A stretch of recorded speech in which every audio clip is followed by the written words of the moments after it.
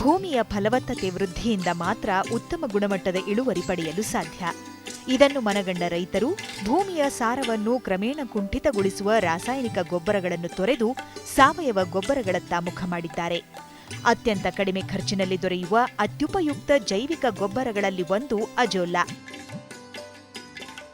Azolla ಒಂದು ಜರಿ ಸಸ್ಯ, ಅಂದರೆ ಇಂಗ್ಲೀಷ್ನಲ್ಲಿ ಫರ್ನ್ ಪ್ಲ್ಯಾಂಟ್ ಅಂತೇಳಿ ಕರೆಯಲಾಗ್ತದೆ. ಇದು ಒಂದು ನೀರಿನಲ್ಲಿ ತೇಲಾಡಿಕೊಂಡು ಬೆಳೆಯುವಂಥ ಜರಿ ಸಸ್ಯ. ಇದರ ಬೇರುಗಳು ಕೆಳಗೆ ನೀರಿನ ಕೆಳಗೆ ಒಳಗಡೆ ಇರ್ತವೆ. ಅಜೋಲಾದಲ್ಲಿ ಹೆಚ್ಚಿನ ಪ್ರಮಾಣದಲ್ಲಿ ಸಾರಜನಕ ಮತ್ತು ಸಾಕಷ್ಟು ಇನ್ನಿತರ ಉಪಯುಕ್ತ ಸೂಕ್ಷ್ಮಾಣು ಜೀವಿಗಳಿರುವುದರಿಂದ ಇದನ್ನು ಗೊಬ್ಬರ ರೂಪದಲ್ಲಿ ಭೂಮಿಗೆ ಸೇರಿಸುವುದು ಅತ್ಯಂತ ಲಾಭದಾಯಕ. ಅಜೋಲಾದ ಎಲೆಗಳಲ್ಲಿ ಕೆಲವು ರಂಧ್ರಗಳಿರ್ತವೆ. ಆ ರಂಧ್ರಗಳಲ್ಲಿ ಸಾಕಷ್ಟು ಸೂಕ್ಷ್ಮಾಣುಜೀವಿಗಳು, ಲಕ್ಷಾಂತರ ಸೂಕ್ಷ್ಮಾಣುಜೀವಿಗಳು, ಅಂದರೆ ಆ ಸೂಕ್ಷ್ಮಾಣುಜೀವಿಗಳಲ್ಲಿ ನೀಲಿ ಹಸಿರು ಪಾಚಿ ಅನ್ನುವಂಥದ್ದು ಅಲ್ಲಿ ಆಶ್ರಯ ಪಡೆದಿರ್ತದೆ. ಅಂದರೆ ಇದು ಅಜೋಲಾ ಮತ್ತು ನೀಲಿ ಹಸಿರು ಪಾಚಿ ಸಹಬಾಳ್ವೆ ನಡೆಸಿ, ಅಂದರೆ ಇಲ್ಲಿ ಅಜೋಲಾ ಏನು ಮಾಡ್ತದಂದ್ರೆ ಈ ನೀಲಿ ಹಸಿರು ಪಾಚಿಗೆ ಆಶ್ರಯ ಮತ್ತು ಶಕ್ತಿಯನ್ನು ಕೊಡ್ತದೆ. ಇದರ ಬದಲಿಗೆ ನೀಲಿ ಹಸಿರು ಪಾಚಿಯು ಅಜೋಲಾಕ್ಕೆ ಸಾರಜನಕವನ್ನು ಒದಗಿಸ್ತದೆ. ಅಜೋಲಾದಲ್ಲಿ ವಿವಿಧ ತಳಿಗಳು ಲಭ್ಯ. ತೇವಾಂಶ ಹೆಚ್ಚಿರುವ ಸ್ಥಳಗಳಲ್ಲಿ ಸಹಜವಾಗಿಯೇ ಇದು ಬೆಳೆಯುತ್ತದೆ. ಉಳಿದ ಪ್ರದೇಶಗಳಲ್ಲಿಯೂ ಅಜೋಲಾವನ್ನು ವೈಜ್ಞಾನಿಕ ರೀತಿಯಲ್ಲಿ ಬೆಳೆಸಬಹುದಾಗಿದೆ. ನಿಗದಿತ ರೀತಿಯಲ್ಲಿ ಸಸಿಮಡಿ ತಯಾರಿಸಿ ಸುಮಾರು 20 ಕೆಜಿ ಅಜೋಲಾ ನಾಟಿ ಮಾಡಿದರೆ 2 ವಾರಗಳ ನಂತರ 300 ಕೆಜಿಯಷ್ಟು ಅಜೋಲಾ ಲಭ್ಯವಾಗುತ್ತೆ.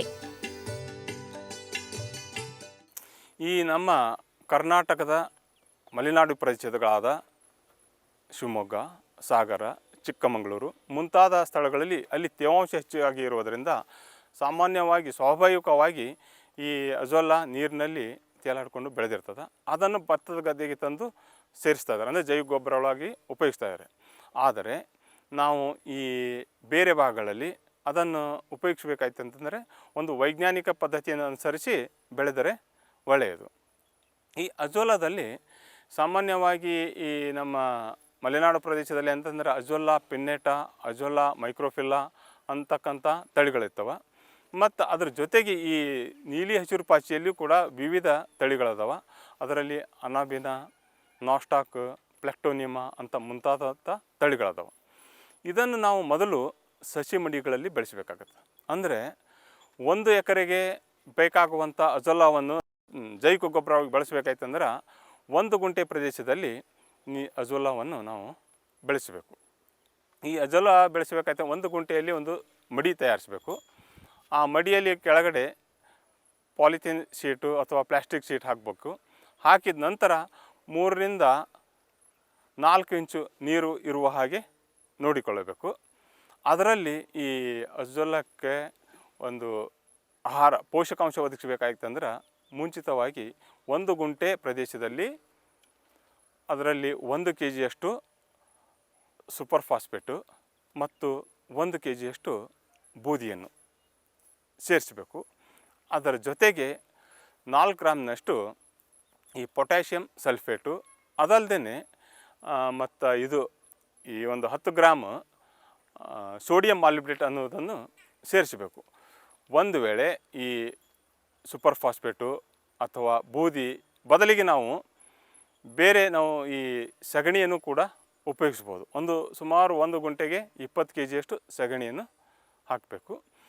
ಅದರಲ್ಲಿ ಈ ಅಜೋಲಾ ಸಸಿ ಮಡಿಯಲ್ಲಿ ಏನು ಮಾಡಬೇಕಂದ್ರೆ ಈ ಅಜೋಲಾ ಮೂಲ ಇದನ್ನು ಹಾಕಬೇಕಾಯ್ತಂದ್ರೆ 20 ಕೆಜಿಯಷ್ಟು ನಾವು ಅಜೋಲಾವನ್ನು ಹಾಕಬೇಕು. ಈ ಅಜೋಲಾವನ್ನು ಹಾಕಿದ ನಂತರ 2 ವಾರಗಳ ಆದ ಮೇಲೆ ನಮಗೆ ಆ ಸಸಿ ಮಡಿಯಲ್ಲಿ 300 ಕೆಜಿಯಷ್ಟು ಅಜೋಲಾ ದೊರಕುತ್ತದೆ. ಅಜೋಲಾವನ್ನು ಭೂಮಿಗೆ ಸೇರಿಸಲು 2 ವಿಧಗಳಿವೆ. ಭತ್ತದ ನಾಟಿಗೆ 20 ದಿನ ಮೊದಲು ಅಜೋಲಾವನ್ನು ಬೆಳೆದು ಭೂಮಿಗೆ ಸೇರಿಸಬೇಕು. ಇಲ್ಲವೇ ಭತ್ತದ ಸಸಿ ತಯಾರಿದ್ದು ಅಜೋಲಾ ಬೆಳೆಯಲು ಅವಕಾಶವಿಲ್ಲದಿದ್ದರೆ ಭತ್ತದ ಜೊತೆಗೆ ಅಜೋಲಾ ಕೂಡ ನಾಟಿ ಮಾಡಬಹುದು. ಮುಂದಿನ 15 ರಿಂದ 20 ದಿನಗಳಲ್ಲಿ ಬೆಳೆಯುವ ಅಜೋಲಾವನ್ನು ಕೈಯಿಂದಲೇ ಭೂಮಿಗೆ ಸೇರಿಸಬಹುದು. ಅಜೋಲಾ ಬೆಳೆಯುವಾಗ 3 ರಿಂದ 4 ಇಂಚು ನೀರು ಇರುವುದು, ರಸಸಾರ ಮತ್ತು ತಾಪಮಾನ ನಿಗದಿತ ಪ್ರಮಾಣದಲ್ಲಿರುವುದು, ರಂಜಕದ ಪೂರೈಕೆಯಂಥ ಅಂಶಗಳನ್ನು ಗಮನದಲ್ಲಿಡಬೇಕಾಗುತ್ತದೆ. 300 kg ಅಜೋಲಾ ಏನಂತಂದರೆ ಮೂಲ ಅಜೋಲಾವಾಗಿ 1 ಎಕರೆಗೆ ಸಾಕಾಗ್ತದೆ. ಈಗ ನಾವು ಭತ್ತದ ಗದ್ದೆಗೆ ಸೇರಿಸ್ಬೇಕಾಯ್ತಂದ್ರೆ ಅಲ್ಲಿ 2 ವಿಧಾನಗಳು. ಅಂದರೆ ಈ ಜೈವಿಕ ಗೊಬ್ಬರ ಅಜೋಲಾ ಉಪಯೋಗಿಸ್ಬೇಕಾಯ್ತಂದ್ರೆ 2 ವಿಧ. ಒಂದನೇದು ಅಜೋಲಾವನ್ನು ಭತ್ತದ ಬೆಳೆ ನಾಟಿ ಮಾಡೋದಕ್ಕಿಂತ 20 ದಿವಸಗಳ ಮುಂಚೆ ಬೆಳೆದು ಭೂಮಿಗೆ ಸೇರಿಸ್ಬೋದು. ಈ ಪದ್ಧತಿಯಲ್ಲಿ ಅಂತಂದ್ರೆ ಈ ಬೆಳೆ ನಾಟಿ ಮಾಡೋದಕ್ಕಿಂತ ಬೆಳಿಬೇಕಾಯ್ತಂದ್ರೆ ನಾವು ಮೊದಲು ಒಂದು ಭತ್ತದ ಗದ್ದೆಯಲ್ಲಿ 3 ರಿಂದ 4 ಇಂಚು ನೀರು ಇರುವ ಹಾಗೆ ನೋಡಿಕೊಳ್ಳಬೇಕು. 1 ಎಕರೆ ಪ್ರದೇಶದಲ್ಲಿ ಬೆಳಿಬೇಕಾಯ್ತಂದ್ರೆ 300 kg ಈ ಅಜೋಲಾ ಮೂಲ ಜೈವಿಕವನ್ನು ನಾವು ಸೇರಿಸಬೇಕು. ಅದಕ್ಕೆ ಪೋಷಕಾಂಶಗಳನ್ನು ಒದಗಿಸಬೇಕಾಯ್ತಂತಂದ್ರೆ 1 ಎಕರೆ ಪ್ರದೇಶಕ್ಕೆ ನಾವು ಸುಮಾರು 25 kg ಸೂಪರ್ ಫಾಸ್ಫೇಟು, 25 kg ಬೂದಿಯನ್ನು ಬೆರೆಸಬೇಕು. ಅದರ ಜೊತೆಗೆ ಈ ಪೊಟ್ಯಾಷಿಯಂ ಸಲ್ಫೇಟು ಕೂಡ ನಾವು ಸೇರಿಸಬೇಕು. ಮತ್ತು ಇದರ ಬದಲಿಗೆ ನಾವು ಸೂಪರ್ ಫಾಸ್ಫೇಟ್ ಅಥವಾ ಬೂದಿಯ ಬದಲಿಗೆ ಒಂದು ಸಗಣಿ ಸೇರಿಸ್ಬೇಕಾಯ್ತಂದ್ರೆ 2000 ರಿಂದ 2500 kg ಸಗಣಿನ ಸೇರಿಸಬೇಕು. ಈಗ ಇಲ್ಲಿ ಇನ್ನೊಂದು ನಾವು ಈ ಸಸಿ ಮಡಿಯಲ್ಲಿ ಕೂಡ ಅದರಲ್ಲಿ ಅಜೋಲಾದಲ್ಲಿ ಪ್ರೋಟೀನ್ ಅಂಶ ಜಾಸ್ತಿ ಇರೋದರಿಂದ ಬಸವನ ಹುಳುವಿನ ಬಾಧೆ ಜಾಸ್ತಿ ಇರ್ತದೆ. ಅದಕ್ಕೆ 1 ಗುಂಟೆ ಪ್ರದೇಶದಲ್ಲಿ ಈ ಕಾರ್ಬೋಫಿರಾನ್ ಅಂತಕ್ಕಂಥ 40 ಗ್ರಾಮ್ನಷ್ಟು ಕಾರ್ಬೋಫಿರಾನ್ ಕೀಟನಾಶಕವನ್ನು ಹಾಕಿ ಈ ಬಸವನ ಹುಳುವಿನ ಬಾಧೆಯನ್ನು ತಡೆಗಟ್ಟಬೇಕಾಗ್ತದೆ. ಈ ಮುಖ್ಯ ಗದ್ದೆಯಲ್ಲಿ ಬಂದರೆ ಅದರಲ್ಲಿ 20 ದಿವಸ, ಈಗ ನಾವೇನು 300 kg ಅಜೋಲಾ ಹಾಕಿರ್ತೇವೆ, ಅದನ್ನು ಹಾಗೆ 20 ದಿವಸ ಬಿಟ್ಟರೆ, ಅಂದರೆ ಯಾವಾಗಲೂ 3 ರಿಂದ 4 ಇಂಚಿನಷ್ಟು ನೀರು ಇರುವ ಹಾಗೆ ನೋಡಿಕೊಳ್ಳಬೇಕು. ಅಷ್ಟು ದಿವಸ ಬಿಟ್ಟಂದ್ರೆ ನಮಗೆ 20 ದಿವಸಗಳ ನಂತರ ಸುಮಾರು 5000 ದಿಂದ 6000 kg ಅಜೋಲಾದು ಬಯೋಮಾಸ್ ಸಿಗ್ತದೆ. ಅದನ್ನು ನಾವು ಭೂಮಿಗೆ ಸೇರಿಸಬೇಕು. ಆ ಭೂಮಿಗೆ ಸೇರಿಸಬೇಕಾಯ್ತದೆ ಏನು ಮಾಡಬೇಕಂದ್ರೆ ಆ ನೀರನ್ನು ಭತ್ತದ ಗದ್ದೆಯಲ್ಲಿ ಇರ್ತಕ್ಕಂಥ ನೀರನ್ನು ಬಸಿದರೆ ಅದು ಭೂಮಿಯಲ್ಲಿ ಸೇರಿಕೊಳ್ತದೆ. ಆನಂತರ ಆ ರೀತಿ ಸೇರಿಸೋದ್ರಿಂದ ಭತ್ತದ ಗದ್ದೆಗೆ ನಾವು ಎಷ್ಟು ಸಾರಜನಕ ಕೊಟ್ಟಂಗೆ ಆಗ್ತದಂದ್ರೆ ಸುಮಾರು 18 ರಿಂದ 20 kg ಸಾರಜನಕ ನಾವು ಭತ್ತದ ಗದ್ದೆಗೆ ಸೇರಿಸಿದಂಗೆ ಆಗ್ತದೆ. ಅದಲ್ಲದೆ ಈ ಕೆಲವೊಂದು ಅಲ್ಲಿ ಭತ್ತದ ಗದ್ದೆಯಲ್ಲಿ ಉಳಿದಂಥ ಈ ಅಜೋಲಾ ಏನಾಗ್ತಂದರೆ ಮತ್ತೆ ಅಭಿವೃದ್ಧಿ ಹೊಂದಿ ಅದು ಮತ್ತೊಂದು 15-20 ದಿವಸಕ್ಕೆ ಬೆಳೀತಂದ್ರೆ ಅದು ಕೂಡ 10 ರಿಂದ 12 kg ಸಾರಜನಕ ಆ ಭೂಮಿಗೆ ಸೇರಿಸ್ತದೆ. ಅಂದರೆ ಒಟ್ಟಿಗೆ ನಾವು ಸುಮಾರು 25 ರಿಂದ 30 kg ಸಾರಜನಕವನ್ನು ಈ ಭತ್ತದ ಬೆಳೆಗೆ ಕೊಡುವ ಹಾಗೆ ಆಗ್ತದೆ. ಇದು ಏನು ಭತ್ತ ಬೆಳೆಯೋದಕ್ಕಿಂತ ಮುಂಚೆ ನಾವು ಭೂಮಿಯಲ್ಲಿ ಅಜೋಲಾವನ್ನು ಸೇರಿಸ್ಬೋದು. ಅದು ಇನ್ನೊಂದು ಪದ್ಧತಿ ಅಂದರೆ, ಒಂದು ವೇಳೆ ನಮಗೆ ಈ ಭತ್ತ ನಾಟಿ ಮಾಡುವ ಸಂದರ್ಭದಲ್ಲಿ ಸಮಯ ಇರಲಿಲ್ಲ ಈ ಅಜೋಲಾ ಬೆಳಿಲಿಕ್ಕೆ, ಅಥವಾ ಭತ್ತದ ಸಸಿಗಳು ರೆಡಿಯಾಗಿದ್ದು ಅಂತಂದ್ರೆ ಆವಾಗ ಏನು ಮಾಡಬೇಕಂದ್ರೆ ಭತ್ತದ ಬೆಳೆ ಜೊತೆಗೆ ನಾವು ಇದನ್ನು ಇದರಲ್ಲಿ ಗದ್ದೆಯಲ್ಲಿ ಬೆಳೆಸ್ಬೋದು. ಅಂದರೆ ಭತ್ತ ನಾಟಿ ಮಾಡಿದ ಸಂದರ್ಭದಲ್ಲಿ ಈಗೇನು ಭತ್ತದ ಮುಂಚೆ ಏನು ನಾವು ಪೋಷಕಾಂಶಗಳು ಉಪಯೋಗಿಸ್ತೇವಲ್ಲ, ಅದು 25 kg ಸೂಪರ್ ಫಾಸ್ಫೇಟ್ ಇರ್ಬೋದು, 20 kg ಬೂದಿ ಇರ್ಬೋದು, ಅಥವಾ ಪೊಟ್ಯಾಷಿಯಂ ಸಲ್ಫೇಟ್ ಇರ್ಬೋದು. ಇವನ್ನು ಸೇರಿಸಿ ಆ ಭತ್ತನೂ ನಾಟಿ ಮಾಡಬೇಕು. 20 ದಿವಸಗಳ ಆದ ನಂತರ ಆ ಭತ್ತದ ಗದ್ದೆಯಲ್ಲಿ ಪೂರ್ತಿ ಎಲ್ಲ ಚಾಪೆ ಥರ ಆ ಭತ್ತದ ಜೊತೆನೇ ಈ ಅಜೋಲಾನು ಬೆಳೀತದೆ. ಆ ಸಮಯದಲ್ಲಿ ನೀರು ಸ್ವಲ್ಪ ಬಸಿದು ಹೋಗಂಗೆ ಮಾಡಿ ಆ ಭತ್ತದಲ್ಲಿ ಇವನ್ನು ಕೈ ಮುಖಾಂತರ, ಅಂದರೆ ಯಂತ್ರ ಅದನ್ನು ಉಪಯೋಗಿಸಬಾರ್ದು, ಹಾಗೆ ಕೈ ಮುಖಾಂತರ ಈ ಅಜೋಲಾವನ್ನು ಭೂಮಿಗೆ ಸೇರಿಸುವ ಹಾಗೆ ಮಾಡಬೇಕು. ಈ ರೀತಿ ಮಾಡೋದ್ರಿಂದ ಪ್ರತಿ ಎಕರೆಗೆ ನಾವು ಸುಮಾರು 20 ರಿಂದ 25 kg ಸಾರಜನಕವನ್ನು ಕೊಟ್ಟಂಗೆ ಆಗ್ತದೆ.